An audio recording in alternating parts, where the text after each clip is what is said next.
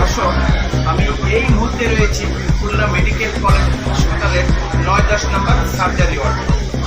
গত পরশুদিন বেশ কিছু সামাজিক গণমাধ্যমে দেখা গেছে যে এই রাশিদা বেগমের ব্রেস্ট ক্যান্সার এবং এই ব্রেস্ট ক্যান্সার ফেটে এখানে প্রচণ্ড দুর্গন্ধ এবং পোকা বেরোচ্ছে, এরকম একটি খবর কিন্তু বিভিন্ন সামাজিক গণমাধ্যমে দেখা গিয়েছে।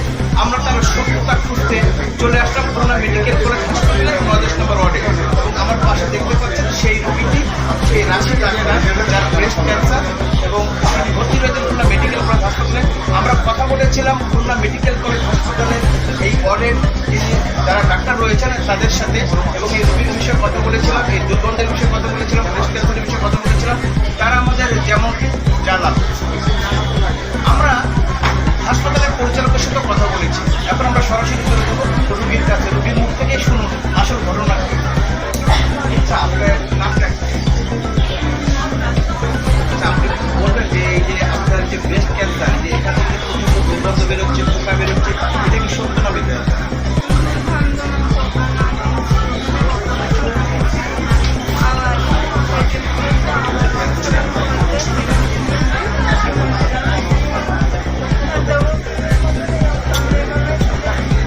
দর্শক, যেহেতু সে ক্যান্সারের রোগী, ক্যান্সারের যখন কেমো দেয় তখন তার একটা জ্বালা যন্ত্রণা হয়, ব্যথা হয়, সেই জিনিসটা তিনি অনুভব করছেন।